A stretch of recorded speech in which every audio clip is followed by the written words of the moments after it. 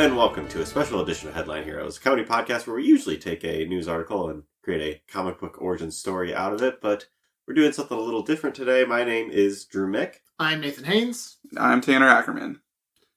So we've come to you before with a special edition, and we watched a movie called Thunderpants. People really seem to enjoy that episode, or at least we did. So we decided we were going to try and do that. Enjoy is a strong word. I mean, it was sort of like we bonded together against a common foe. Yeah. That was the Thunderpants movie. We should also say we're in the same room. Oh yeah, we're in the same room. Yep, they came visiting me in Omaha. We made our pilgrimage yearly. The yearly pilgrimage. It wasn't enough to just pray this year, so we came, and we've all got whiskey. It's true. Now, Tanner, what are your thoughts on whiskey? I'm what you would call in the industry a whiskey head. Nate? Technical term. I like whiskey well enough. I don't. So here's my first sip. I thought you were coming around on whiskey. I'm trying. I'm trying to come around. It's whiskey. What's it got? What would you say the notes of it are? Bat. Because it's got a bat. You have a bat ice cube in there. Looking forward to that beer though. So now, why are we drinking though? Like, what do we need this alcohol for? Because we decided that the movie we're gonna watch we needed something equally of garbage, and it's actually. You want me to? Yeah, go for it.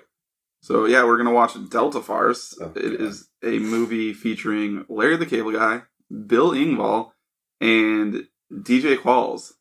He was the dude from New Guy. Okay. Like the really thin. He was in New Girl. The Core.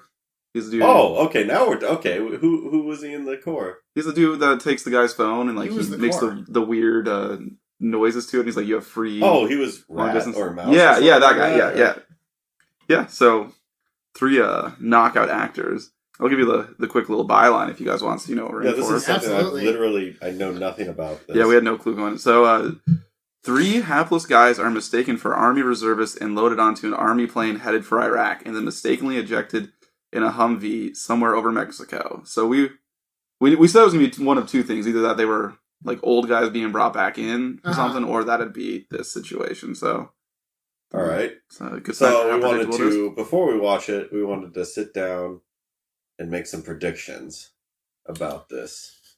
I predict I'm not going to enjoy this movie. Well, none of us are going to enjoy this movie. At most, it'll be good, bad. At best. In my wildest dreams, good, bad. I think there will probably be some scene where they somehow intimidate the bad guys, because I think they're really good at something when they like accidentally they tripped over something and made it look like they beat a guy up or something like that. Yeah. Oh. I guarantee that'll happen, where they'll be taken seriously because of something they did accidentally. And then a follow up to that, they'll think they're tough shit and do something real stupid because of that. Mm-hmm. Yeah. How racist do you think they're going to be? I think it's going to be incredibly racist. Yeah. I'm wondering. I initially because literally none of us. I just knew that this movie existed, so I thought it might be more Air Force related. So I thought maybe we would get some Highway to the Danger Zone, some sort of a Top Gun parody. Yeah, but I don't know if I mean, just that song. I don't know if we'll get that or not. But that's my prediction. Anyways, we'll see that somewhere in the movie. I'm predicting we're going to get at least 3 slow motion sequences. Oh shit. Yeah. More, less. I think that's appropriate. What's the over-under on fart jokes? 10? Oh, man. Larry's in it, so... Yeah. Somehow I think there'll be more than Thunderpants. Probably. God, that movie sucked. You know what the worst part about that movie... No, we can't get into that. We can't. Not again. Tanner got so mad last time. That's a good prediction. How mad is Tanner going to be? I wouldn't be mad if he's not mad. Yeah, I'll probably be pretty mad. I have a feeling I'll be mad. Yeah, you're going to just keep drinking through it. Here's sip number 2. I'm actually almost done with this whiskey.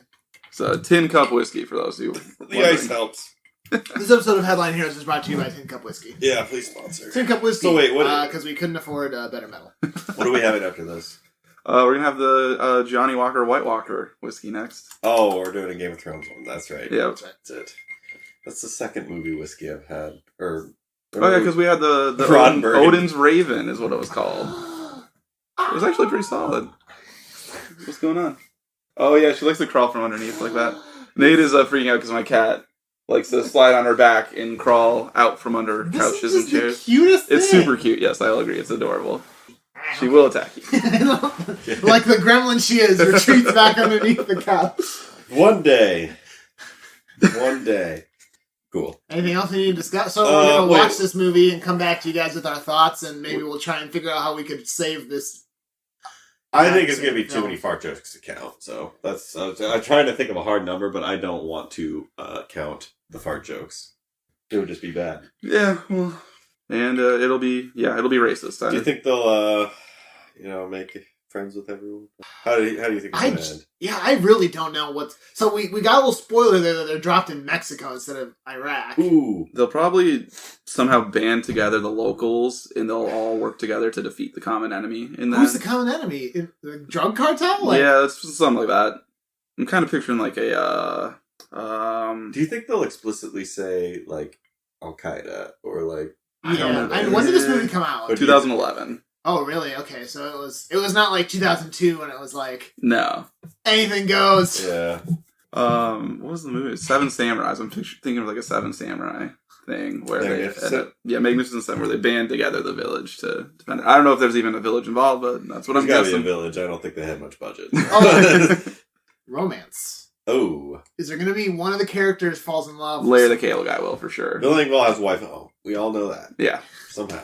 Just rating with her is always... Larry the Cable Guy. I don't know. Well, it might be DJ Qualls, because he's like the nerdy kid in it, I bet. I bet that's it. It's probably DJ Qualls. Is it Quails or Qualls? It's Quails. Dude, DJ Quails. I didn't know this guy. DJ Quaalude. That's my EDM name. Because I do a lot of Quaaludes while I DJ. Email. Direct message. EDM? Yeah. Oh, electric dance music. Oh. I'm an old man who hates whiskey. Alright, do we have enough? I think so. Okay, we'll be back after we watch the movie, and we'll probably sound a lot less happy. Maybe a little more drunk. A bit more drunk. Awesome. Alright. Yeah. See you in a bit. I'm often asked what makes a hero. Courage, selflessness, sacrifice. Somebody say hero? Meet the Weekend Warrior. And we're back. Yeah. Oh, man. I don't know if this was equally as bad as Thunderpants in a different way. Yeah, in a very different... The first thing I want to say is I hate you, Nathan, for bringing Bill Engvall into the podcast. Fucking over a year ago, episode 2. Was it actually me that brought him in? I'm not sure, but you were definitely the guy who was just like, I want to show you Bill Engvall's I'm holding website. the torch for him. You kept it going, I would say. So, I hate to say it, but we basically gotta check his website. I already have it. Oh! And I'll probably do the sound right here. So, you guys have just some quick percentages, because we have a lot to talk about. It's been a bit. Bill's bottom line is approval rating with the misses, still relatively high, 89%. Pretty good. I think it's better than it was last time. Knee pain, 76%. Ooh. He's kind of hurt. He's hurting a little bit. Ooh. And it might be related to this next item. Okay. Chances I ski this year. Ooh. 31%. Oh, man! I would love to see a flowchart of like how that indicator has gone down. Get the indicator on this. Yeah. Hey, Planet Money is the indicator. Could you do an episode called Billing Bill's bottom line? We need to know. And anything else? 67% chance the Dallas Cowboys getting to the Super Bowl. Oh, he adjusts that as it goes. That is not accurate. Is that a 0 for you? It's not a 0, but it's definitely not above 50%. Wow. Wait, who's 100? The top one I'd say is the Los Angeles Rams. I don't know who that is. They used to be in St. Louis. Wait, no. Who was the guy who was on that? Kurt Warner. Yeah, he was on the St. Louis. Way back when. Yeah, back in 1998 when they won it, I think. Didn't he? Yeah, he went to the University of Northern Iowa. Yeah. Go Panthers.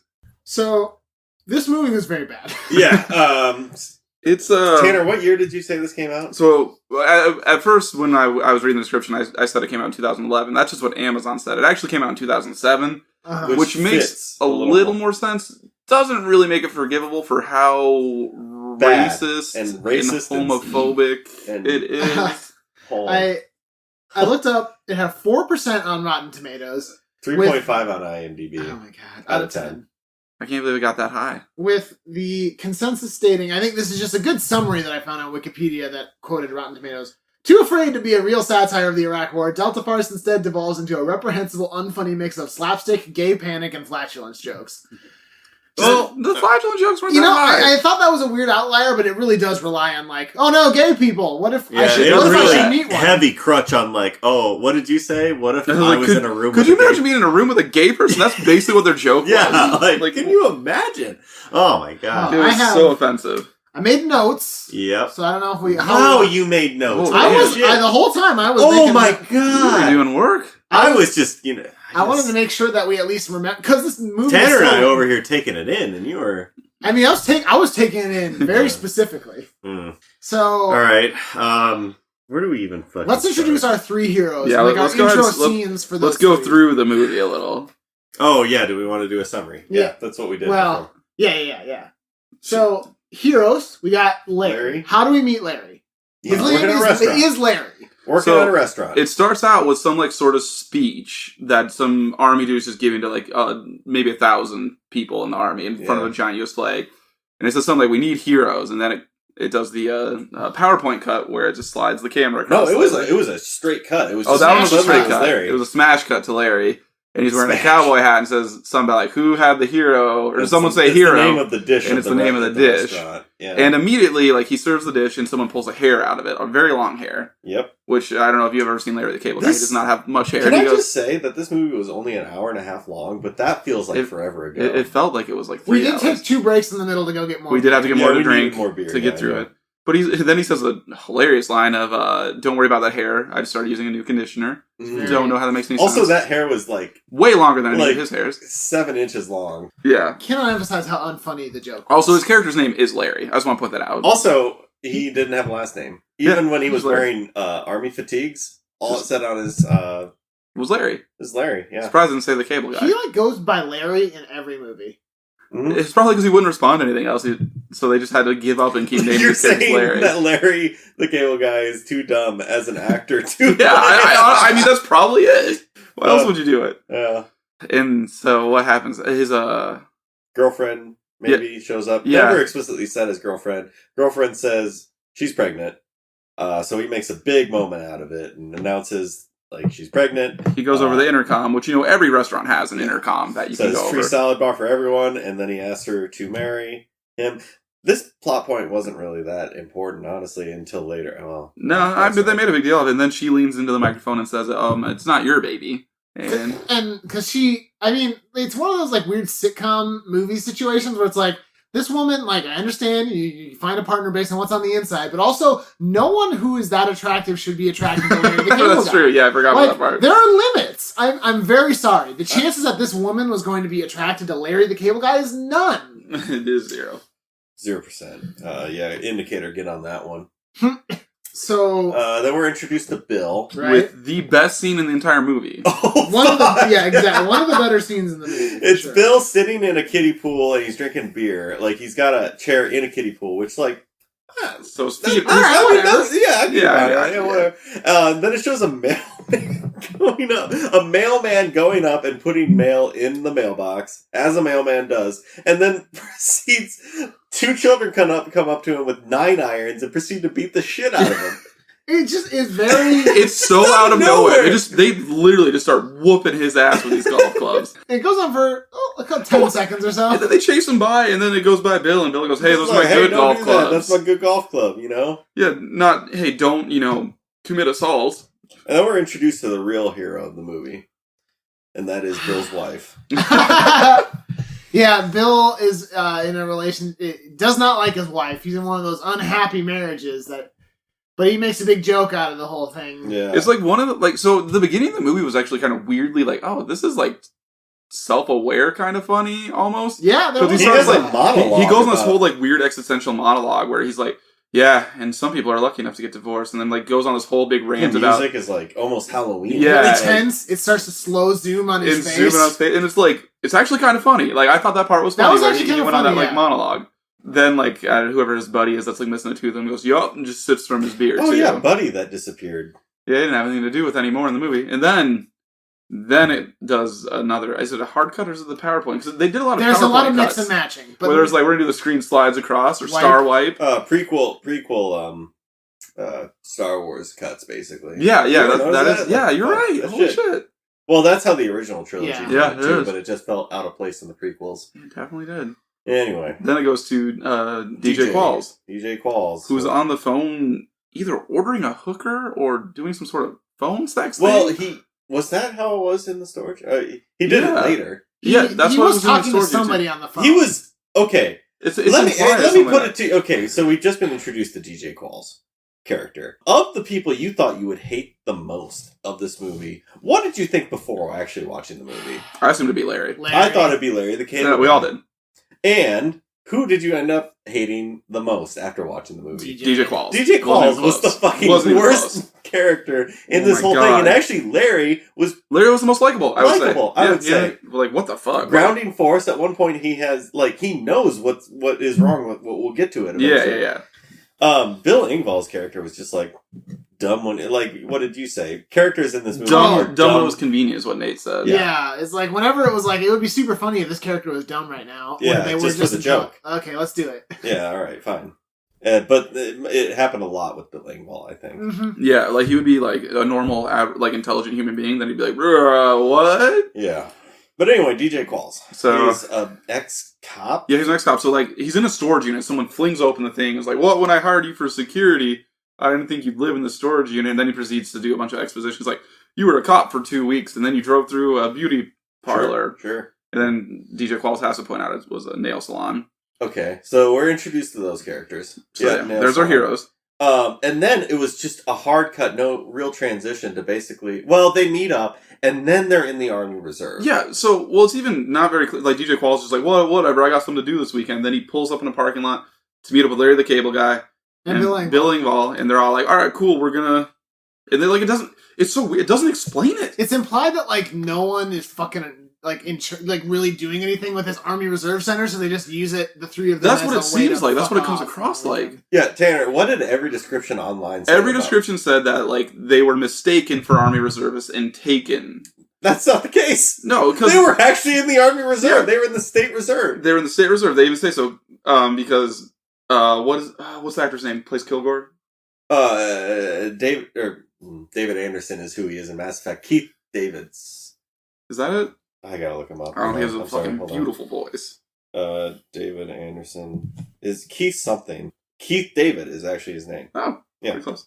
Yeah, so they're actually they basically state they're actually in the reserve. Like they walk back into one of the buildings, and there's Keith David standing there who plays Sergeant Kilgore, and it just like starts screaming at him. And Bill basically just says, "Oh, I thought we were in the Army Reserve. I didn't think we had to do anything." Yeah. And it's like, oh shit, so they actually are in the reserves. Mm-hmm. And then it's basically like Futurama where Fry and sign up for the military discount. For the discount for the gum, and then war were declared. Which is so, I don't understand why Bill Engvall's character did that. He was like talking at one point right before that. I was like, thank God I got that settlement from Walmart when I slipped in there, and now I don't have to work a day in my life. And then but he still joins the reserves, well, I guess, to get away from his wife on the weekends. They seem to all be using it as an excuse to hang out for 2 days would have a good excuse to not go home. Yeah.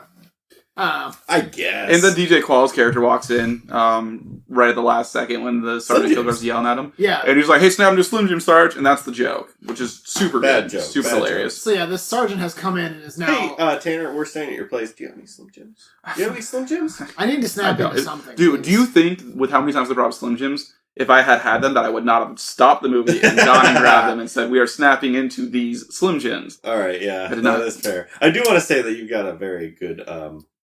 pot roast going on. Yeah, we're gonna smash a roast once we're done with this. Just if it seems like we're rushing, it's because there's a roast. Yeah, and I can actually smell it down here. It's very good. So the sergeant comes in. He basically is now in charge of getting them into shape because there had been orders about like needing more troops, and they were like, "Aren't there a bunch of State Reserve people that?" Turns out there are three. There were three there that he went and got. So this was in no way a mistake. These three were explicitly like... Yeah, they were actually reserves. To go. So all the descriptions were wrong. But so then it does like quick training montage, I guess. Training montage, which was dumb because at one point they did the classic, the classic goof. Where you people doing pull-ups, and then Larry is like doing a ton of them, but it's because his two friends are lifting them up. Then it pans out and they're lifting them up. I thought he was doing it himself. No, which was only a gag for the camera. Yeah. No one else is gonna why, no. Guys, I can see you holding him up. I can see you lifting him. I did actually get a good laugh out of it where, it showed the two people going over the ropes, which was over the mud. It showed one guy falling in the mud. And then it showed Larry, I got this. And then hard cut to them covered in mud. And I actually thought that was a pretty good joke. There were moments that were genuinely funny in this movie, which was, a few. Good, but then... And they were all early on, I think. I would say 90% of the jokes fell flat. 10% of them were actually, occasionally... that was a good joke. Yeah. So, yeah, basically it does a weird kind of training montage, but it's all implied it's only one day. Yep. And then they're weekend. And then they're in their bunks. DJ Qualls and Bill are, and they're talking about how this sucks, but then they're only one more day and we get to go home because they're only there on the weekends. And then in comes Kilgore telling them that they're about to leave, right? That's where we're going. And then Larry the Cable Guy, I think a toilet flushes and Larry the Cable Guy walks in and it's supposed to imply he was pooping for a long time. Just another great joke. Another good joke because, real. And then they're waiting to get on the plane. The great, super, super well CGI planes. Oh, yeah. They couldn't apparently afford to get a shot of the planes in a hangar, so they just CGI'd them in. And it was... Anytime there was a moving shot, the planes weren't in the background. And then they would be standing still and there would be a green screen clearly behind them. It's clearly implied Sergeant Kilgore is in charge of just these three guys. Yeah. I mean, I've never been in any armed forces, but I don't think that's how that works. I think you have more than 3 guys under you. Yeah, unless it's an elite kill squad. Yeah, which I guess is what they are. I guess. I don't know. I talk as if I know. We don't know, so... We've never been in any... Correct us if we're wrong. Yeah. We might just be ignorant. And then then they get on the plane. Does anything happen before the plane in the bunker? That's what we're talking about? No, they get on the plane. They get on the plane, they talk about how to kill a man, and they... eventually decide to go to the back of the plane and sit and sleep inside of a Humvee. Yeah. Because DJ Qualls' character won't quit talking about how to stab a man in 70 different spots in their body or something. So they get in the Humvee. The plane hits some turbulence, and can we talk about Scully? Real quick. Played by Scully from Brooklyn Nine-Nine. I love that. Yeah. It's nice to see that he went on to bigger and better things. Yeah, I'm glad he got a role in Brooklyn Nine-Nine. Brooklyn Nine-Nine was after this. Yeah, that's what I'm absolutely. saying. This has been this is 11 years old. Yeah. Yeah, you're right. All right, so turbulence. They hit turbulence. They have to drop some weight, so I guess they're drop some weight. We're going to bail all our supplies, which is a terrible idea, right? Where do you think this movie started?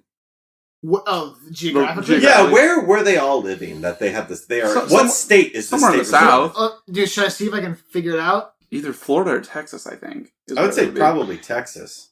Yeah, I bet it's Texas. Can you find it? Man, I'm sure they say because I think they do because when he says we're reserves, I think they say what state. No, I don't think he does. No, he even just says they say reserves. No, they say what about those guys down in blah blah blah. And I don't remember what he says the name of this. Shit, you're right. Regardless, I don't know. But it doesn't matter. But either way, it doesn't matter what state they're in. Their trajectory is the United States. Doesn't matter. Probably a southern state. We'll just say Texas because we know. Yeah. And they're saying they're going to go over to Iraq, over to the Middle East. Yep.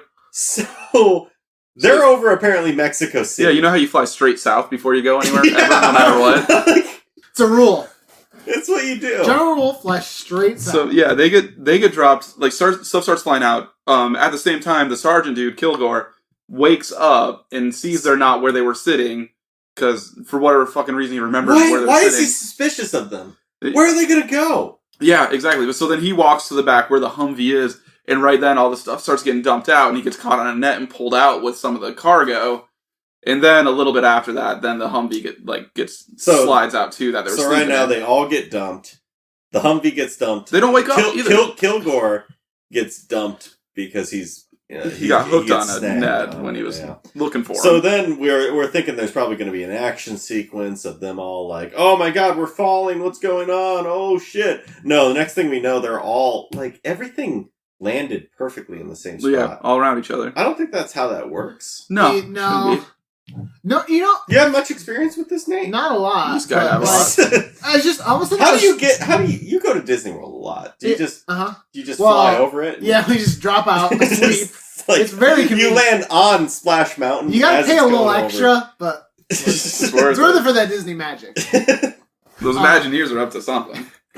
I was just struck by the fact that, like, do they ever question... Okay, so they land, they wake up in the Humvee, they're like, oh my god, we're in Iraq! Do they ever question why no one else is with them? The only thing they question they're like, oh, these assholes didn't wake us up. That was the only, like, remote comment towards it, which is you're falling in a Humvee. That is covered by the fact that they say this is Kilgore's doing, because that's right. They do kind of they say, like, no, we don't have a good relationship with him. He was probably being a hard ass an asshole to us. Yeah, that's right. So I guess maybe. I know this isn't supposed to be like a cerebral thriller that we're supposed, like, all the plot is supposed to, like, you're supposed to have a suspension of disbelief, but, like, also, what the fuck? It's so dumb. What are they doing over Mexico City? All right, that makes sense. Yeah.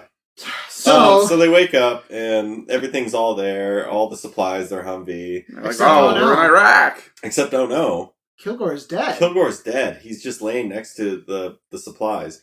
Oh no, before that though. So the first person to wake up is Larry the Cable Guy. He's like, oh fuck, we're in Iraq, runs around, and so DJ Qualls and Bill Engvall laid in the trunk of it. No. And like he opens the trunk, Larry the Cable Guy does and looks at them and they're spooning. What's going on here? That's hilarious, two men spooning. Holy fuck. Why would you do that ever? Two men? Are you kidding me? Pretty hilarious. Gay. Yeah. Oh, wait, that's fine. Who cares? I'm pretty sure I spooned with both you. Yeah, I probably spooned you last night.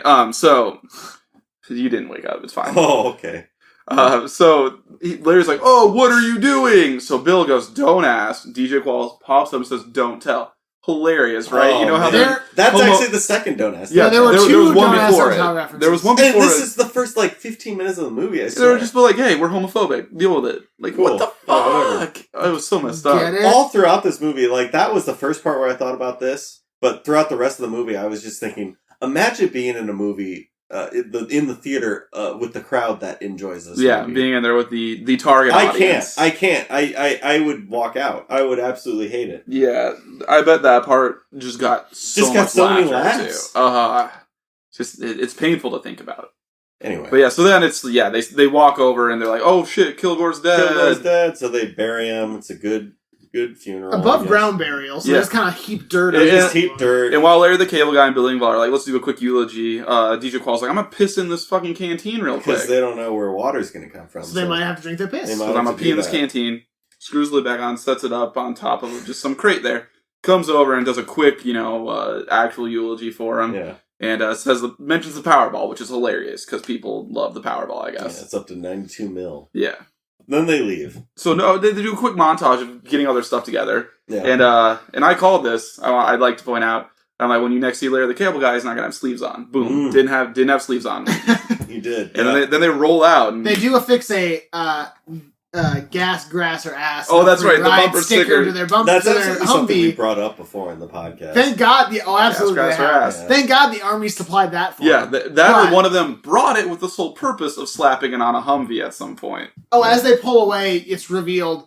If you hadn't already realized from any of the trailers, or you just looking at the thing, the Humvee was parked on top of a Mexico City sign. It's not Iraq at all. It's Mexico City. Also, I still knew what the sign was. They're in the middle of the desert, and there's a street sign though that said how far they were. Yeah, it implied they were on Highway 48. I believe, but there was no desert. highway. There was no road. Desert. It was just fucking sand, dirt. So they end up at some sort of like gas. It's not really a gas. It's like a random shack in the middle of the desert. Yeah, it was a gas station. There were pumps there, whether they worked or not.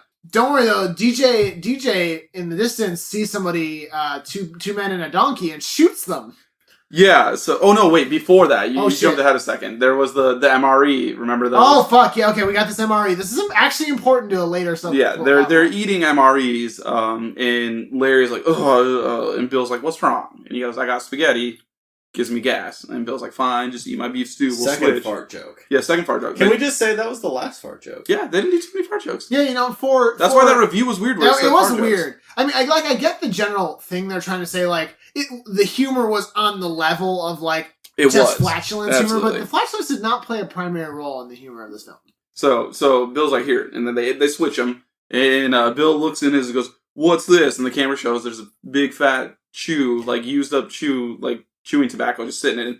Larry goes, what? I need to spit or just eat around Why would it. you fucking do that? It's just dumb, and Bill's like, Why? Okay, you are standing in like a desolate desert in the middle of an abandoned gas station, and you're worried about where you're gonna spit. And First off, spitting tobacco is fucking disgusting. Yeah, I get their target demographic, though, probably choose tobacco, but, like, even... Would they have found that funny? No. Well, maybe not. a little... No, it's like absolutely. gross out humor, like,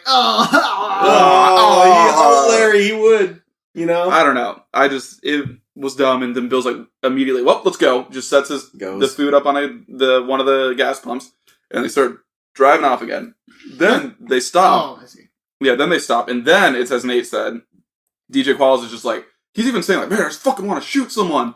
And then Bill and Larry are both very like, you can't just do that. There's the Geneva Convention. There are rules of engagement. We have to be shot at first before we can do like super reasonable. And then what does he do? He goes, oh, there's 2 Mexicans and a donkey, and immediately opens fire on he just them. shoots them. Immediately shoots. And like everyone, the donkey falls down, the 2 dudes fall down, so it's implied one of them got shot. Then they run up to him, and it turns out the donkey got shot. Before, I don't know if we recorded this during the intro, but maybe we did. I think we did. We said that they are gonna find some village that they need to save. Yeah, that's and when we guess what the ending would be. That's exactly. These 2 people they encountered were like, they can help us. They take them, they're like, hey, help us with our village. Yeah, before they get to the village with them, though, all of a sudden the donkey just stands up. Oh, yeah, and that Donkey's fine. Donkey's fine. Actually, the guy didn't kill it. And DJ didn't kill it. Drops the line. No one was killed in this movie. Yeah. Well, no. You're Someone right. There dies. was one person who died, but it never shows him dying. It's not explicit, but there were literally people standing in, like, lines of people approaching each other, firing guns, no bodies. Yeah. But so then when the donkey stands up, DJ Qualls drops a line that he says a couple times, Iraq, which apparently are like, this is going to be like the hilarious line. He says, Iraq is a land of miracles, or something like that. Yep, I think that's it. And then it cuts to them being outside the village then. Mm-hmm. Or no, actually, what it does, isn't that the point where it cuts to Kilgore? Yes. Yep. So who wants to take that?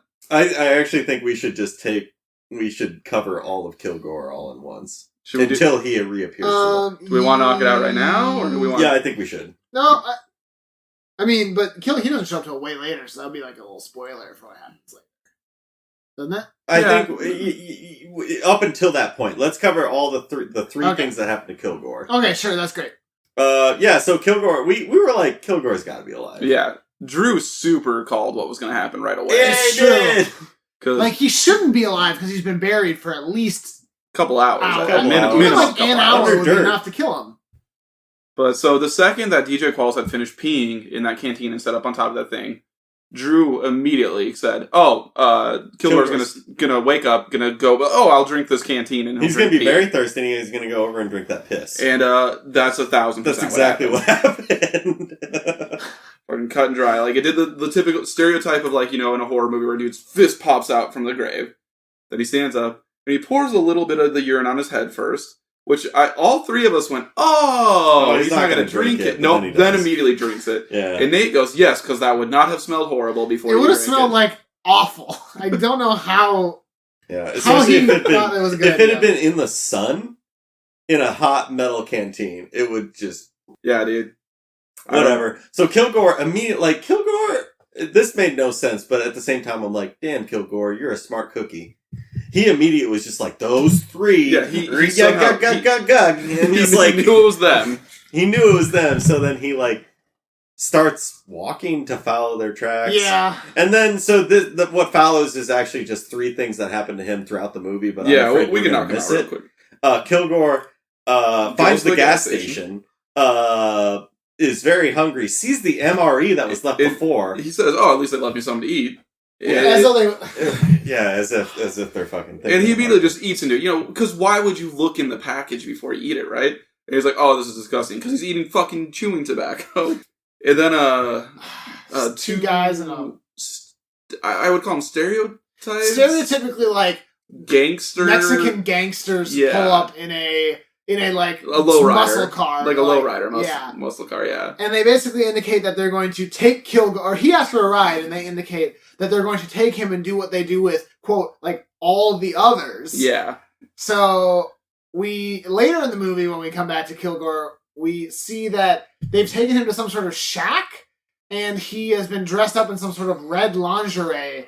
Mhm. I don't know if there's like what- sexual assault or Yeah, like what is they the were- thing? They were saying he was really pretty and stuff, but what I don't get is, so right after that, they say that he chucks them out the window and like kicks their asses. How did they get the dress and stuff on? He The was lingerie on asleep. He was asleep. Oh, he was? apparently They say drunk. he's waking up. They said. Oh, he's I waking didn't up. catch that part. 'Cause I was And just he's got actually makeup on too. yeah, they put lipstick and everything on him. And- Again, it's like Wouldn't it be funny if a man wanted to wear makeup? Oh, Yeah. man. oh my god! Could you Could believe you it? imagine a man wearing women's I clothing? can't What believe the it. hell? Yeah, this movie was super homophobic. And then he hops on a scooter and takes off, and then we'll get back to him later. He'll appear later. Yeah, don't you worry about that. Okay, So jumping back to the village. to the boys are looking at the village. They're clearly some sort of like Mexican gang members having taken over, like terrorizing this village. So they're like, all right, we're gonna just drive our Humvee through here, guns blazing. Before they do that, there's like a tiny bit that is so pointless where you see Larry the Cable Guy hold up binoculars, hold him up again, hold him up a couple times, and realize, oh, I put the caps on him. I don't think he even says anything. It's just like a shot he does. It's a Where little it takes funny him off. sight gag for if you're like paying attention. Yeah, it's just for those people who are super paying attention, and that's it. And I just thought, like, why include that gag? But yeah, they go to drive in, but there's like some debate over what music they're gonna play before they go in. Oh yeah, what do they initially want to play? Oh, he wants to play "Fly the Valkyries." fucking Fly to the DJ Valkyries, and DJ the Qualls. three of us are like, hell yeah, We're what like, a great yeah. song, yeah. And then he's like, no. Larry's like, no, this isn't working. And then And he what puts do in they put in? Eastbound and Down. That's right, Eastbound and Down. Okay, like I thought, I don't think it was funny, but I was like, all right. Yeah, I kind of laughed. I was like, oh, whatever. So they drive with that Humvee, guns a fucking blazing. Yeah. They don't kill anyone. No, but And they otherwise. don't also kill anyone. don't care what they're shooting at. There are villagers diving out of the way. DJ Qualls just jumps out of the Humvee at some point and like starts popping off. Yeah. And I think Larry crashes the Humvee into like a watermelon stand, and then Bill's just like shooting the Shooting turret the on top watermelons, at the of course, watermelons. It's good. It's good Still stuff. funny stuff. So then they basically save that village. Oh, yeah. The Oh, bandits are run off. There's a shot with DJ Qualls though yelling at someone to get on the ground, and it Oh, turns it's the out Virgin Mary. it's the Virgin Mary statue. And it's unharmed. Because God forbid this Yeah. audience Can't would have see any that. symbolism They could see of that. Christianity be damaged at all in any way. Heaven forbid. Importantly, Larry gets a kiss from a beautiful woman Beautiful at woman, this yeah. point who thanks Yeah. him for saving her village. Yeah. Larry also captured the only hostage they got. It's true. Yeah, they do get a hostage. Larry showed just some complete He was the most competence. competent character in the whole movie. Just so weird. At this point, the members of the village throw a party for our boys. At which point, there's like a lot of like they're starting to lean heavily on village. Like one They of have the tacos villagers, here? yeah, one of the villagers is like, yeah, we have tacos here, and like our country is so close to yours, literally close to yours. So, like, Geologically. And gotta Larry- get this guy a map, Yeah, right? Larry's like, get this guy a map, am I right? God. And they're drinking only Mexican beer. They're drinking Modelo and Corona only, and eating tacos. Yeah. Still not putting it together. But finally, they have an interrogation scene with the guy they captured, DJ Which- Qualls. amounts to him finally telling them, "You're not in Iraq." Oh, hold on. Gringo. Before though, you gotta include. Oh, sorry. DJ Qualls interrogating him all this stuff, and then I think it's Oh, he's wearing. Bill and Larry both walk in, and he's wearing a ghillie suit while interrogating him. Thanks, Fortnite. Yeah. So he looks like he's wearing shrubbery for some I guess. reason. Well, Intimidating. interrogating this guy. They're like, why are you doing this? Like, it's my sniper outfit. Okay, why are you interrogating, dude? And then it's the man goes, wait, you guys think you're in Iraq? This is Mexico. And it cuts to a very... Oh, so it was only Larry that came in because Bill was still out there. And it cuts to probably the funniest. It was a funny scene. It was genuinely funny. I thought it was actually pretty funny. Larry... He stumbles out, and it's all like... It's one of those shots where, like, someone's like, oh, what? Confused. And it's, like, focusing on their face and then, like, cutting to things outside of it. And it's... What all do they show? They show Bill's wearing a sombrero, like, while, like... And he says, we might be in Mexico. Well, no, that's the last part of it, though, because Oh, before they show, like, the piñata... A mariachi band. A mariachi band. It's all zoomed out. They're people making tortillas. And then, yeah, Bill walks up to him with his arm around two women wearing a sombrero, and he has two Coronas in his hands. He goes, hey, I think we might be in Mexico. It's just kind of funny. Which, That's kind of funny. like, it's the best done of all the bits, I think. It was Yeah. actually genuinely funny. I will give them that. Yeah. So at this point, like, props to Larry. He actually realizes the implications. He's like, I wasn't sure at this point, like, was Larry so upset because Mexico? He didn't want to be in Mexico. Didn't want to be in Mexico. Yeah, we weren't. But sure actually, he was racist upset or... because of the implications of like the Geneva Convention. Yeah, he's like, this is an unsanctioned insurgent. Yeah, like he was super like intelligent about it. Yeah, of the people that are like, nah, it's fine, whatever, it's whatever. People, I don't honestly remember a lot about this next part. I think the next most important plot point to come up was that we're introduced to Danny Trejo. Yeah, Danny Trejo. Larry goes on a romantic walk with his and then Larry decides because since we're here, we're going to help the village out. Because correct me if I'm wrong, but this is before they show Danny Trejo, right? Where they start like helping like rebuild like walls and stuff. Oh yeah, and like there's a scene where like they're in a bar and like the bar looks really boring. There's a dude who literally looks like he's dying, and Larry's like, "Hold up!" Because the bar like whispers in the bartender's ear. And this very next scene is a cut like they call it Hooters del Mexico or something like that. And it's all the women are dressed in Hooters clothing. Somehow they got a bunch of Hooters stuff. Don't know why. So that's one of the ways they helped them. And there's like they're helping rebuild stuff and stuff like that. Some genuine, actual helpful things. And then there's a Hooters thing thrown in. Yeah, there was that also. Hilarious. So he I goes love on the the wings, right, guys? Right. And they get for the wings. fucking orange shorts. I don't, whatever. He goes on the walk, asks who's the bad guy or who's the leader of the bad guy. Yep. These outlaws or bandits or whatever. Oh yeah. And his name is Carlos Santana. You're not mishearing us. That is, in fact, his name. And you're not alone. Everyone in the movie each time goes, "Oh, like the singer?" And they go, "No, not like the singer." And then it cuts to the actual bad guy, Danny Trejo, in literally a hideout with a skull on it, sitting on a throne of hubcaps. This was before Game of Thrones too. Yeah, they were ahead of the curve. Maybe someone read Game of Thrones. The books. Yeah, that's true. Whoever wrote this movie was a big Game of Thrones or Song of Fire and Ice. Is that what it's called? A Song of Ice and Fire. So it's at this point that we had talked previously. Like, do you think Jeff Foxworthy will make a cameo? Yeah, we were talking about. He does not. No, it made sense because I feel like the next best thing does though. Oh yeah, who wants to say who? Jeff Dunham. All right, yeah. All three of I think collectively our favorite comedian of all time, right? We all agree Jeff Dunham's the best. I can't go along with this. He is I hate him so much. Comedian. Oh my, he's so and bad. Comedian. So Jeff Dunham is there. He's apparently, according to the credits, playing a character called Amazing Ken, and he's doing his jalapeno. Like he's doing a racist jalapeno, which is an actual puppet dummy, which is one he actually does, but it's a jalapeno that he does a bad Mexican accent. And I'm very torn because on the one hand I hate Jeff Dunham, but on the other hand they very clearly they all hate him in the movie. It's so right, they boo him, and so clearly Jeff Dunham has been tortured. It's kind of I'm a great advocate for torture, but goddamn Jeff Dunham though. They're booing him. They're like doing what I feel. Yeah, I'm just. But also, I'm sad that Jeff Dunham was involved because on some level he's like, haha, yeah, that's true. I do sort of a racist caricature. Yeah, and he got paid for it. Isn't that funny? Like. Well, also Jeff Dunham's character. It wasn't actually Jeff Dunham. It was another character, the Amazing Ken or whatever. Yeah, that's what. Yeah. And he won't his whole shtick is that his puppets say what they want, even though the puppet says something that would he's clearly in trouble. The puppet says one more quip that really puts him it doesn't make any sense. And he's just like, oh, why is my puppet doing this? And then Danny Trejo shoots the puppet, and he goes, "I can't believe you shot him." And Danny Trejo says, "I was aiming for the Amazing Ken." Which that's enough to make him. Which makes him pass out. Faint.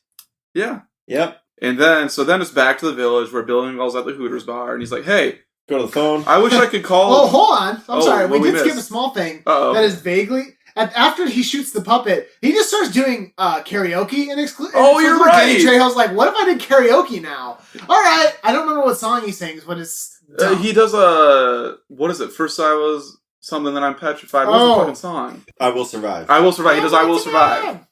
It's not good. No, he didn't. At first he was carrying a pitch, but then it went real bad. Listen, Danny, I love you, but maybe not your calling. Yeah. I think the joke there is like, hey, we got Danny Trejo. Hey, when do we get Danny Trejo to sing I Will Survive? Which admittedly... It is Danny Trejo. I mean, that's pretty funny. Admittedly, Danny Trejo should not be in this. Then back to the village building. I was like, I need to talk to my superior officer. I wish there was a way to contact him. And the bartender's like, "Oh, why don't you just use the phone?" He's like, "You have a phone?" He's like, "Well, not here. I'll drive you to it, though." Y'all have a phone in Mexico? Yeah. Can you imagine? In Mexico? Can you imagine being in a room with a phone? Yeah. Can you imagine? I can't. Can you? He says on his phone. Shit. So then he drives him out somewhere, and Bill's talking on the phone, and then all of a sudden the dude who drove him out's like, "Hey, can I just say? His superior officer is go ahead. Is his wife? Yeah, the real hero of this movie. And the bartender's like, "Oh yes, I get it. Hey Nate, as the one married person here, like, so right. Oh man, Women, am I right? Oh, all they do is hold you back, probably. Oh, it's upstairs in my. Whoa! I'm married for the weekend. What do they call a hall pass? But Libby, if you're listening, that was a joke.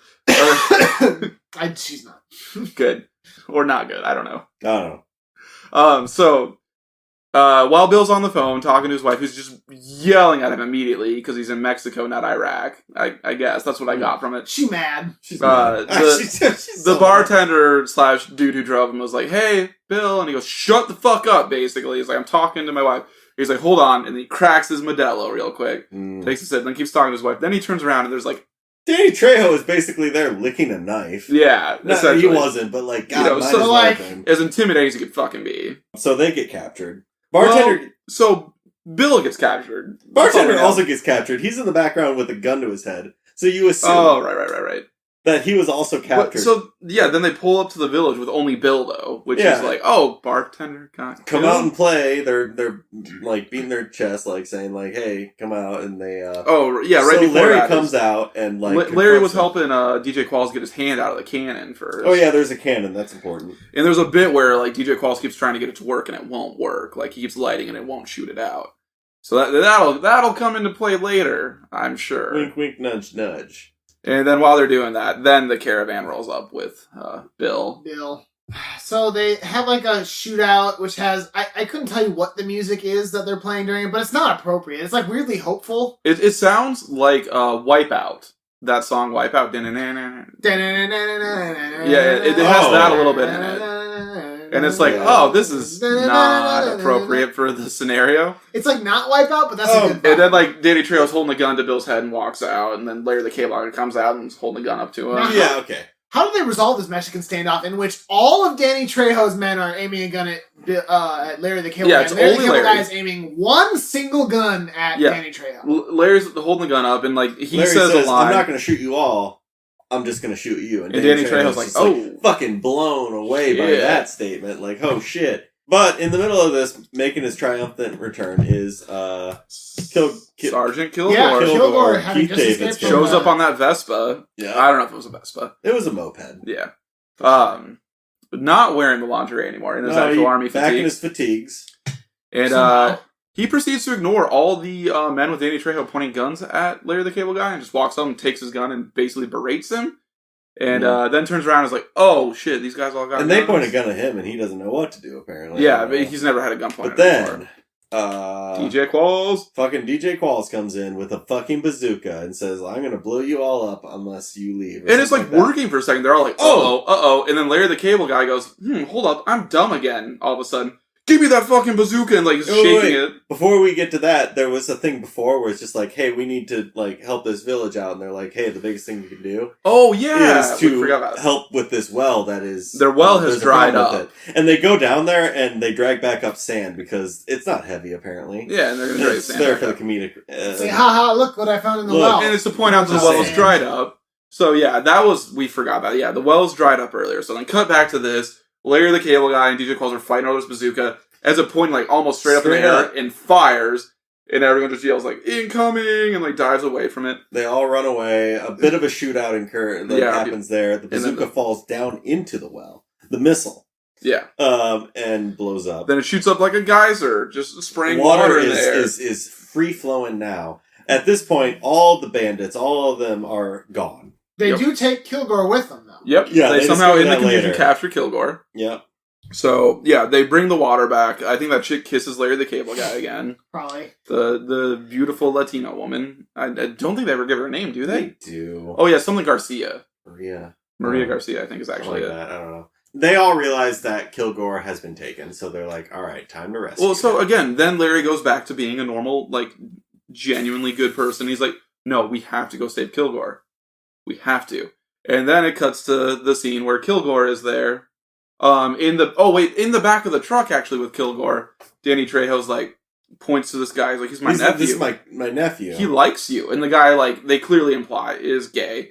And Kilgore just goes, I'm just surprised that a person like you would, allow a gay to be in your midst, is essentially what he says. Yeah, basically. And Danny Trejo says, hey, he says racist, doesn't he? Oh, he says that's not, what does he say? Prejudice? You can't fire somebody just because they are gay. Yeah, and he goes, you'll get sued for that. So, yeah, so the movie has a chance to be like, no, there's nothing wrong with being gay. That's but morally instead, wrong. Like, humanity shouldn't function that way. To appeal to their base still, like the redneck base, they're like, no, you would get sued if you fired someone for being gay. So the only reason you should do that is because you don't want to lose money. You know how those gays keep suing us. You know, it's so bad.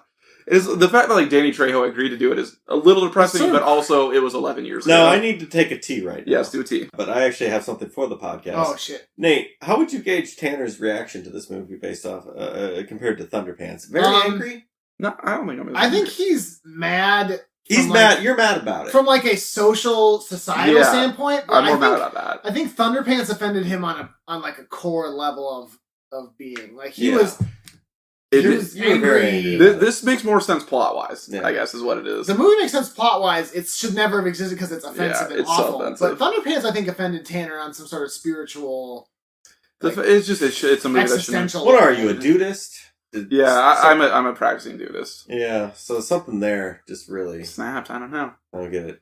I love the Big Lebowski. So we established that that Kilgore was captured. Kilgore was captured. Do we want to talk about the torture? Yeah, next one's torture. So we cut eventually. Oh well, okay. We briefly the boys are like, oh, we should go rescue him. Yeah. It's the right thing to do. Yada yada yada. Blah blah blah. They're gonna go rescue him. And then they go and they leave, and he gets kissed, and they leave, and they're on their way to go rescue him. So then Cuts it's like back to where Kilgore is, and it's like it shows like a dude like turning up a notch and like putting some things together that are like clearly electrical. And there's a little electric current thing going through somewhere. Yeah, it's like a Tesla torture machine. Yeah, and then if it's still not clear enough to you what's happening, then Kilgore goes, electric shock. Like, just to make sure you understand that they are planning to shock him with electricity. Then, right after he says it, what happens? Fucking old-timey microphone drops down in front of him. It's just like, no, it's a duet. Yeah, and then the background music to I Got You, Babe starts playing. I Got You, Babe by Sonny and Cher. And then Danny Trejo's gay nephew starts to sing Cher's part. And again, it's one of those like, could you imagine being around a gay person? Yeah. Look how the gays. And apparently the situation is that he is being tortured. Yeah, he is about to be tortured. So this is apparently torture. Well, and like there's like an undercurrent of like sometimes made explicit, sometimes implicit. Like what's going to happen to you is this gay person might force themselves on you. Yeah. Which is like. Wrong on some it's just there's a lot wrong with what it implies is like, if someone's gay, they will probably force themselves on you. It's so messed up, like so homophobic. This movie has so much casual homophobia and racism, and even like we haven't talked about this, but they use the derogatory word towards mentally challenged people multiple times as well. Man. Multiple times. We're not going to repeat it. I don't obviously. really want to say it. No, we're not saying it. But they do say the R-bomb. I'll call the R-bomb. Oh, they do say that, yeah. They drop the R-bomb like 4 times. But also, we're not going to say it, but other words as well. Yeah. There's a lot of bad terms. It's just bad. Which, even if it was 11 years ago, I still feel like 11 years ago, I'm like, ooh, that's in poor taste. 2007. Yeah, it still would have been poor taste then, even. Yeah.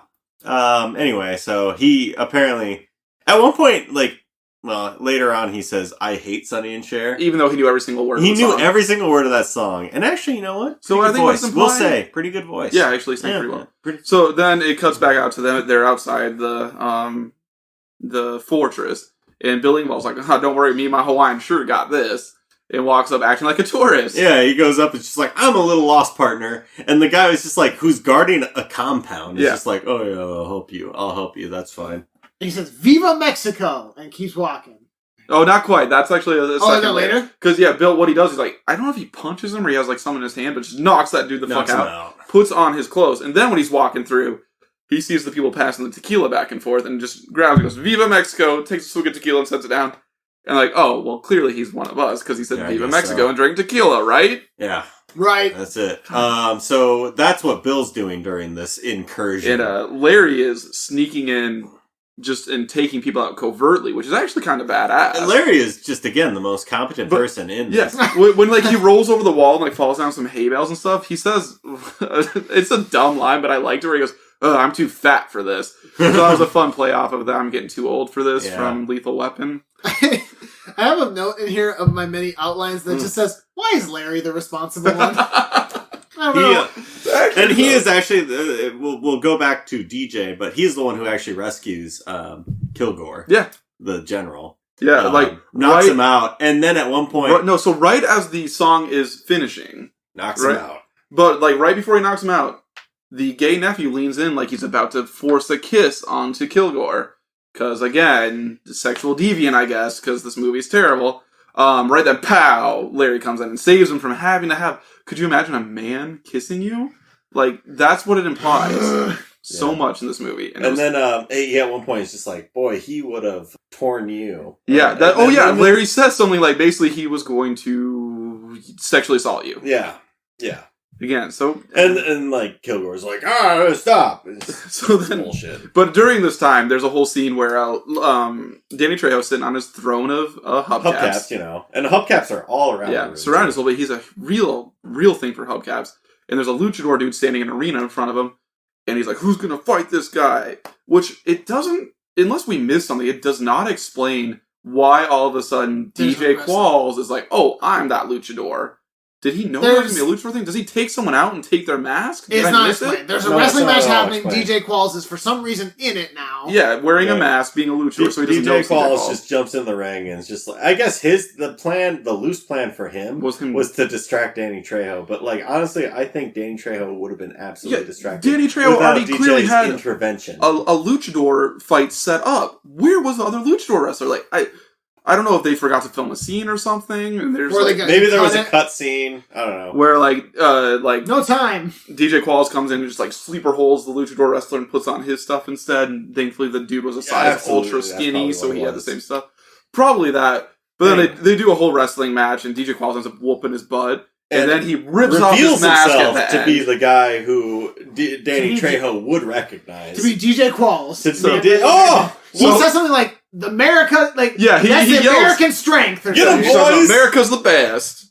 Get him, boys, but there's no one there. There's also, no and he knew no one was coming. It doesn't fucking make any sense. He thought he had timed it perfectly. Yeah, and then Larry the Cable Guy comes out after a second, after everyone's already pointing their guns at DJ Qualls. Comes out, points his gun at Danny Trejo again. Danny Trejo is just like, you're not going to kill everyone. And he's like, no, I'll just kill you. And Danny's just like, damn it. He's like, oh shit, you did that again? He did it again. So then he rescues DJ. At the same time that this is happening, General Kilgore and Bill are setting dynamite up on the vehicles. So Kilgore comes out and sees Bill and he's like, oh, I should have known you'd be a traitor. You'd be a traitor, which was just a fucking... so pointless. Stupid assumption. Yeah, because he's wearing the other dude's uniform that he had there taken for from the him. joke, I guess. And Bill just immediately goes, no, I'm like sabotaging. I'm putting sugar in their gas tanks, which is actually pretty good because they would start their vehicles and try to drive to them, and like halfway through their engines would be dead. But instead, Kilgore's like, nah, pulls out some dynamite. No, Nate and I are not very, car savvy. Yeah. Dynamite. I mean, dynamite, if you put it in your gas tank, if you light it, you're going to have a bad time. That's bad. All right. I get... But the sugar? The sugar, so... what happens with the sugar? It'll completely F up your engine. And the car is like, oof, no carbs for me. And yeah, the car's like, oh, I'm allergic to sugar, and then it just stops running. But no, it will just F up your engine. Honestly, it seems like it would have been better, because they would have just tried to get there halfway with their cars, and then they would have died.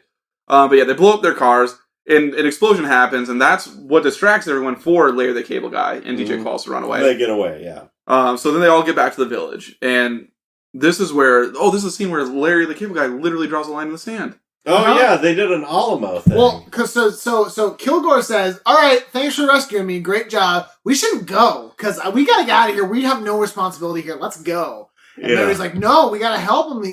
Danny Trejo's gonna come back. Yeah, so and we gotta be here." He literally steps away from Kilgore, DJ Qualls, and Billy Engvall, draws a line in the sand with his foot, and says, "We have to protect these people." And he says which is not accurate. He says, "No, we made an oath to provide freedom to places that need it. Essentially, what he said. This is an American fucking jerk off. Yeah, it is. But also, just, that's not what the army agreed to do. No, when you do the army, you're not like, we're bringing democracy everywhere. We're fucking everywhere. Canada? Hell yeah. What, those weed people? So, but he's like talking to Canada, Yeah. the weed people. Oh, those weed people.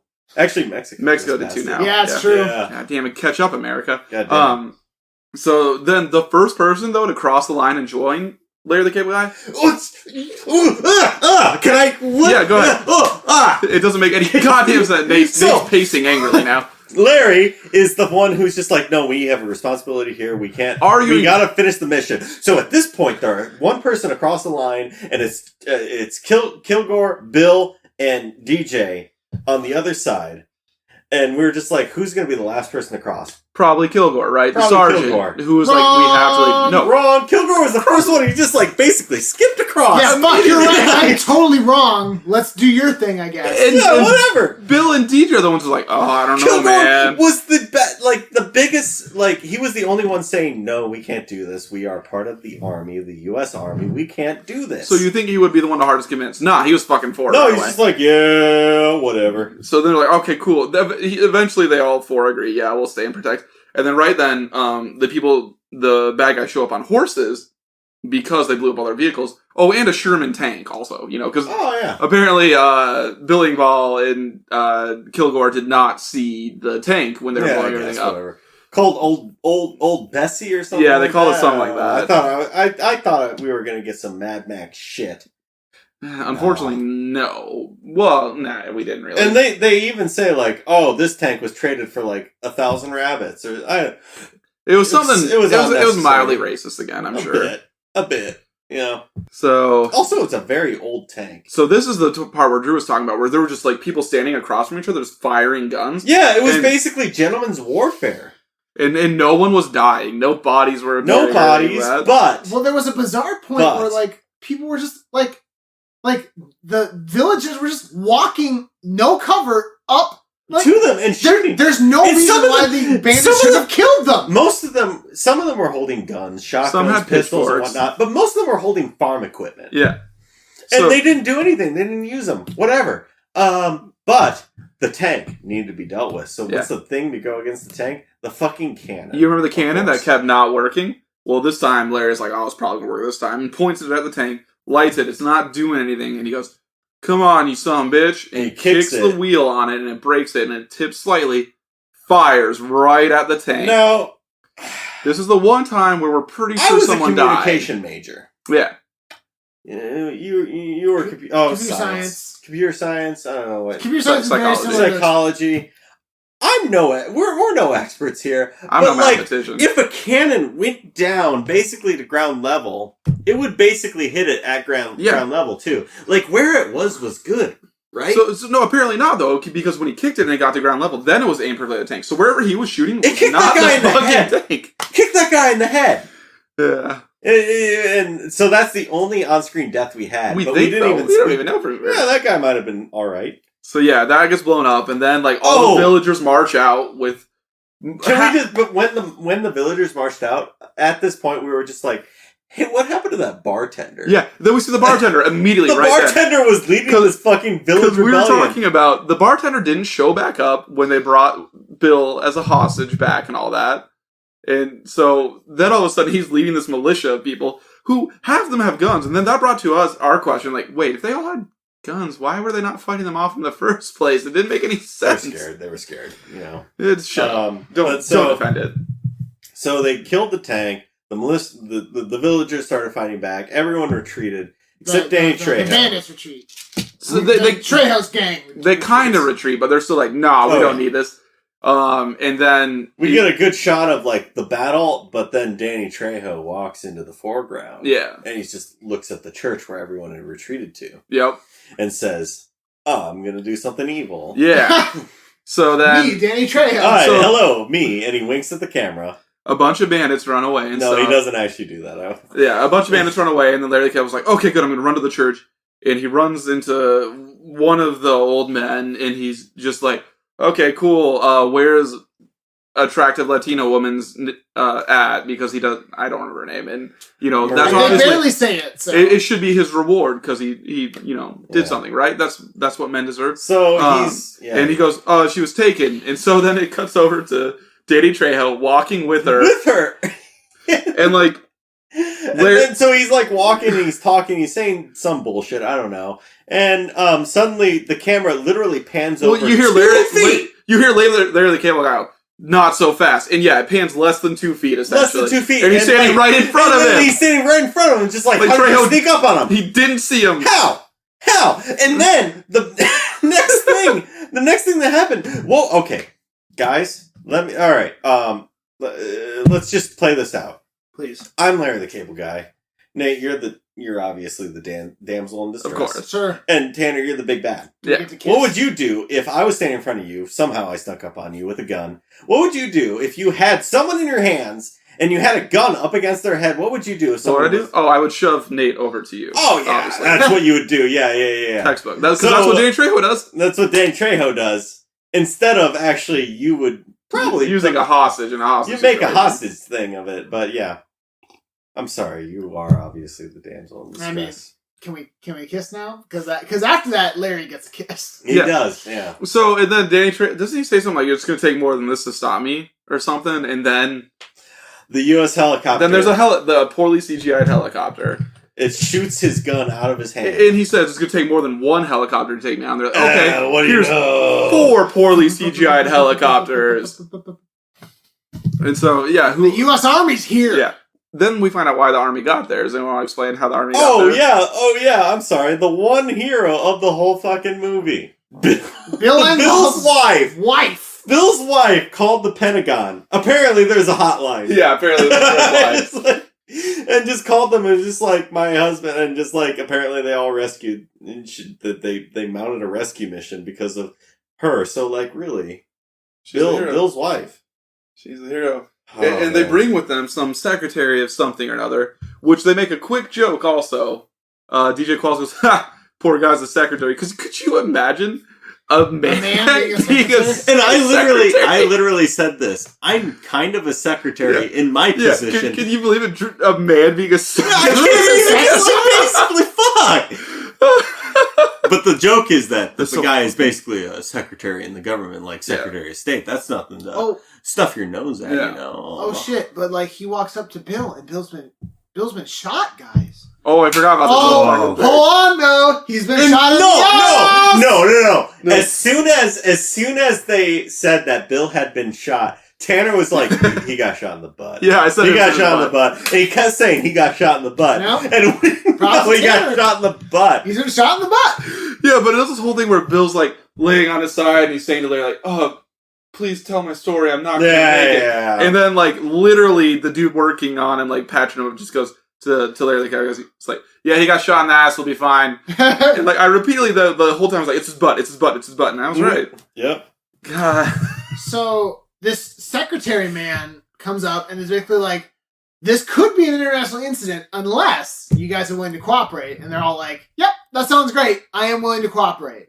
Smash cut to a news broadcast where they're pretending that this whole thing was a planned operation called Operation Sombrero. So not offensive at all. Not even a bit problematic. No, just Operation Sombrero. That's what we should call anything where we're helping out people from Mexico, right? Then what's the problem with that?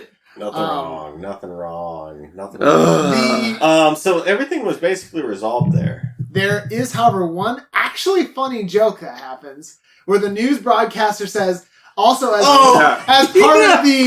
part of the people captured during this operation was singer and songwriter Carlos Santana.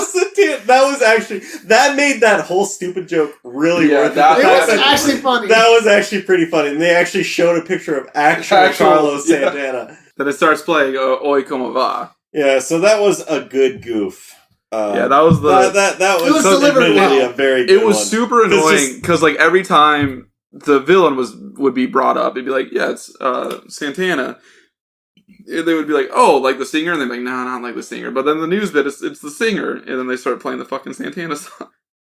So then, blessedly, we're nearing the end. We're like so close to the end of the movie. They do the thing where hour and a half. half. But I it know. felt so much longer. Then they do the thing that they do at like the end of Animal House or stuff, where it does like freeze frame. And it's like so and so went on to do what?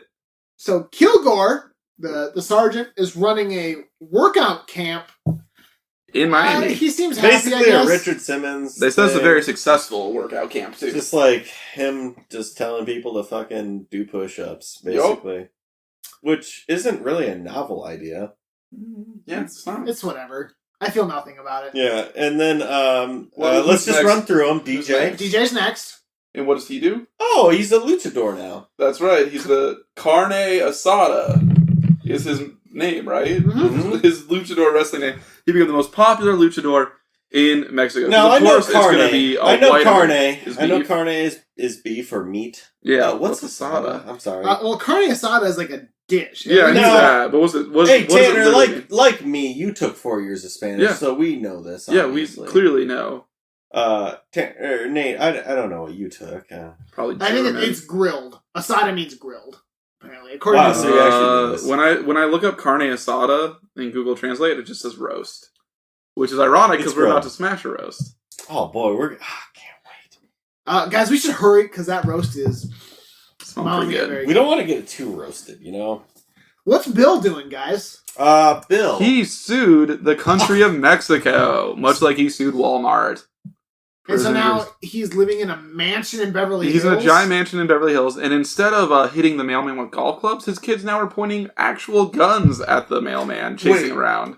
I didn't see that. You didn't catch that? They're Oh holding shit! they're holding like shotguns. Oh my chasing him. god, no! Yeah, Yeah. the mailman is probably dead. Yeah. Again, the funniest scene was when the mailman got hit with that golf club. And then Larry? the final person is Larry. And actually, you know His what? is Larry's fine. ending. His is fine. I could actually see myself retiring, owning a bar, He opens beachfront property a cantina in Mexico. Yeah. Like fuck. Sorry guys, there's one more character who had an after credit scene. You're right. Danny Trejo Ah, Danny Trejo is did. now Yeah, doing you're right. Jeff Dunham's fucking job God and damn doing it. this fucking jalapeno puppet Yeah. for some reason that my no one can God. explain. Yeah, it doesn't make sense. Didn't he get arrested or something? Like, what He the did. fuck? He went through a rehabilitation. So okay, we should do a quick rundown just to we talked. I'm gonna go over our predictions list real quick. Okay. Romance for Larry, check. Check. Racist. No. Hold on. We thought it would be for DJ. We thought both, I- actually. We said I put both. Larry. Okay. We said both. We're like, it's going to be We one. thought maybe for DJ. We knew it wouldn't be Bill because he's a DJ family would, man. or we thought that Bill would have a wife at home. Yeah. Check. There would be a romance subplot, check in general. Yeah. Racist, a check. Oh, check. Fucking 2,000 check. Homophobic? We didn't say that, but yeah, absolutely. Check. I'll check that again. There would be a scene where they were accidentally badass or praised as heroes. Yes. Yeah, I'd say yeah. Drew said there would be 3 slow-mos. There were 4 Yeah. all around that fucking The Larry's love interest. Attractive. Well, yeah. and then there was also one about the tank. It was, yeah. Oh, yeah, but I guess yeah. there was. 2 of them, basically, we knocked out 2 when they introduced the love interest. There was one fart joke that we noticed. Two Two. that we Technically know. fart two. jokes. One, they farted in the Humvee, and the other was Larry said that No, this gives me gas. Yep. And we Yeah. counted that loosely as a fart joke. And so. honestly, I think at a point, I just became attuned to it and null to it. Yeah, maybe we missed some after that. We After a certain point, I'm just like, it doesn't matter.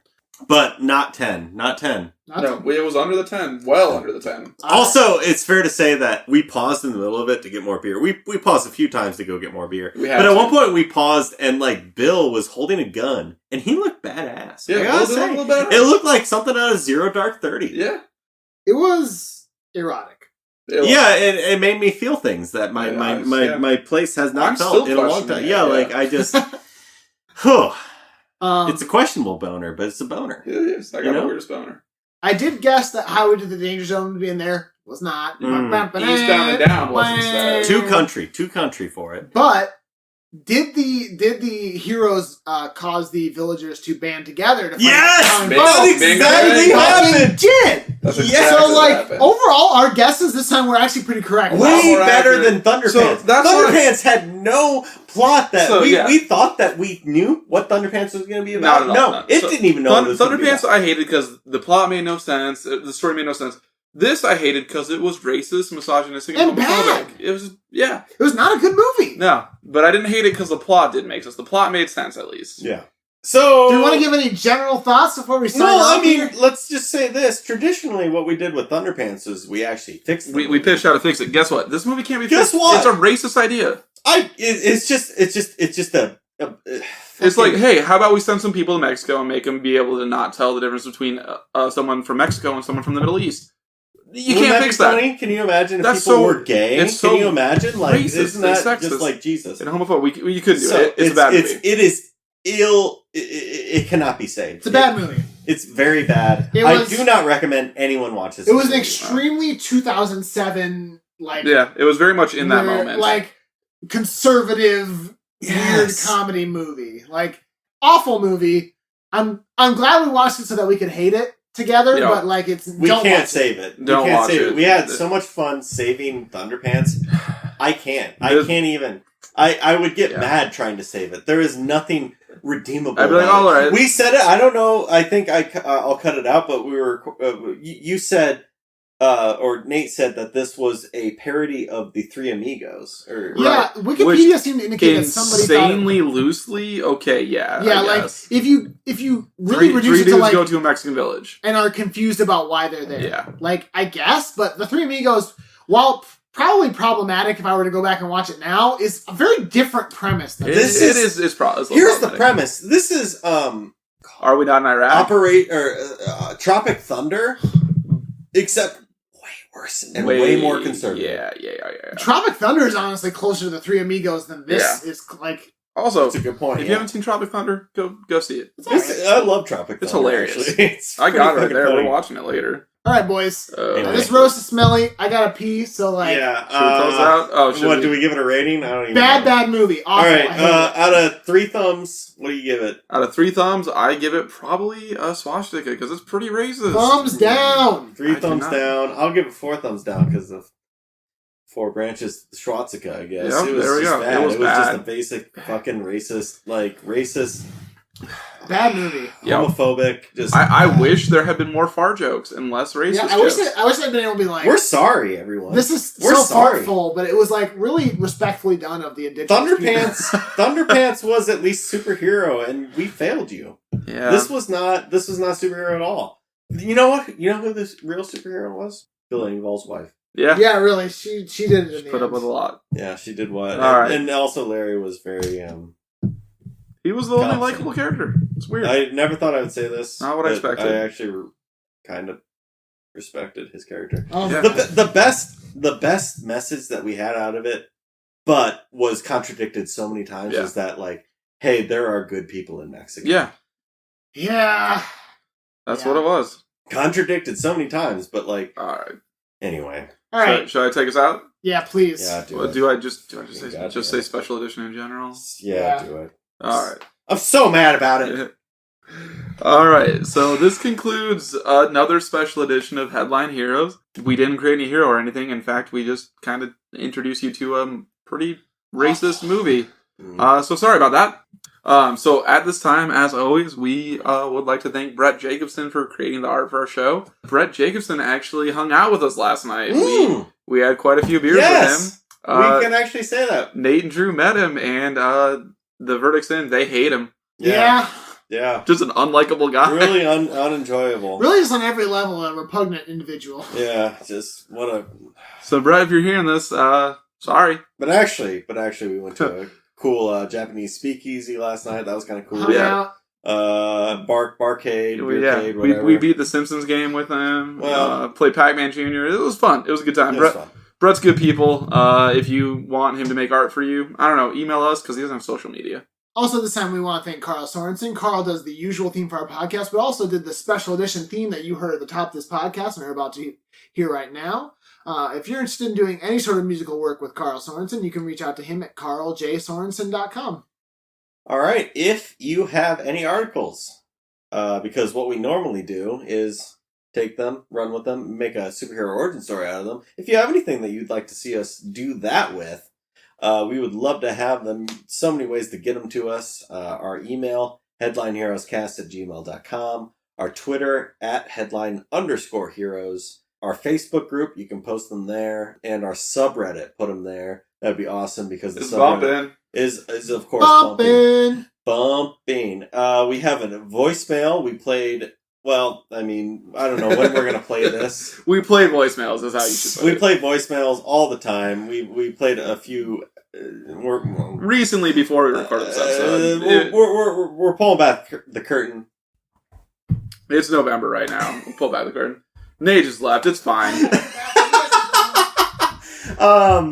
We're recording this early November. We don't know when this is going to come out. Probably It's gonna around be Christmas, we're guessing. So if so, Merry Christmas. Merry Christmas to everyone, and happy Thanksgiving. But we play them. Yeah, we'll play them. Just we call love in. We'll do we it. We love them. You can swear. You can say one word, and it could be a swear word. We don't know. It happened. It happened. Once. It happened. Thank you, Jeff. Yeah. If you want to leave us one, that number is 309-596-6766. So please, just give us a call. Whatever you're listening to us on, it would be awesome if you could hit that subscribe button. It would be great. Tell a friend about us because that's the best way to get the word out, because word of mouth. Ratings, reviews, etc., etc. It's always appreciated. And then just finally, thank you for joining us, and we hope you will pick up whatever the next issue of Headline Heroes is. Yeah.